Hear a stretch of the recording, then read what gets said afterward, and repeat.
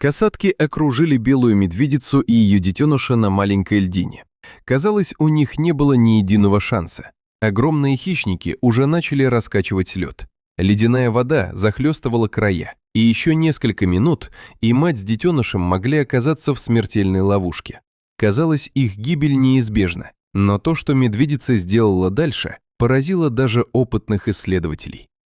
Лед тихо трещал под порывами арктического ветра. Белая медведица медленно шла по краю огромной льдины. Рядом с ней неуклюже семенил ее маленький детеныш, иногда поскальзываясь на гладком льду. Для него этот мир был новым и опасным, но рядом с матерью он чувствовал себя в безопасности. Медведица остановилась и подняла голову. Холодный воздух был наполнен запахом моря. Она внимательно прислушалась. И вдруг вода рядом с льдиной ожила. Черный плавник прорезал темную поверхность. Потом второй. Это были касатки. Огромные хищники медленно двигались вокруг льдины. Их гладкие спины появлялись на поверхности и снова исчезали в холодной воде. Они кружили все ближе. Медведица сразу почувствовала опасность. Она подтолкнула медвежонка носом к середине льдины и сама подошла к краю. Касатки охотились стаей и действовали очень слаженно. Одна из них резко ударила хвостом по воде. Волна прокатилась по льдине. Медвежонок испуганно пискнул и прижался к матери. Медведица громко зарычала и поднялась на задние лапы, пытаясь отпугнуть хищников. Но касатки уже начали охоту. Они по очереди разгонялись и били хвостами по воде, создавая сильные волны. Льдина начала опасно раскачиваться. Медвежонок подскользнулся и едва не съехал в ледяную воду. Медведица мгновенно подскочила и схватила его зубами за шкуру на загривке, удержав на льду. Но следующая волна оказалась еще сильнее. Льдина резко накренилась, и медведица сорвалась в воду.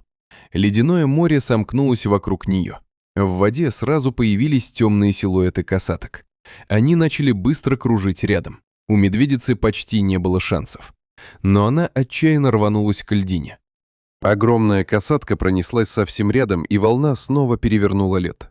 Медвежонок жалобно запищал. Медведица, почти теряя силы от холода, сумела зацепиться когтями за край льдины.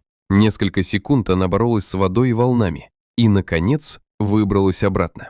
Она тяжело дышала. Ее шерсть была мокрая и покрытой льдом. Касатки продолжали кружить. Они снова ударили хвостами по воде. Льдина начала дрейфовать к открытому морю, где медведице было бы намного труднее спастись. Медведица понимала, если она останется здесь, касатки могут перевернуть лед окончательно. И тогда она сделала то, что спасло им жизнь. Она осторожно схватила медвежонка зубами за загривок и, выбрав момент между волнами, прыгнула в воду. Холод обжег тело, но медведица мощно работала лапами. Она плыла изо всех сил, держа детеныша над водой. Касатки попытались приблизиться, но медведица резко меняла направление и плыла к широкой полосе плотного льда впереди. Это была гонка за выживание. Через долгие секунды она наконец добралась до большого ледяного поля. Собрав последние силы, медведица выбралась на лед и осторожно подняла детеныша. Медвежонок прижался к ней. Касатки еще некоторое время плавали у края льда, но нападать больше не стали. Постепенно их черные плавники исчезли в холодной воде. Медведица долго лежала на льду, тяжело дыша. Она была на грани сил, но ее детеныш был рядом. Через некоторое время она медленно поднялась. Медвежонок сразу пошел за ней, стараясь держаться как можно ближе. В суровой Арктике каждый день – это борьба за жизнь. И в тот день медведица едва не погибла. Но материнский инстинкт оказался сильнее страха, холода и даже океанских хищников.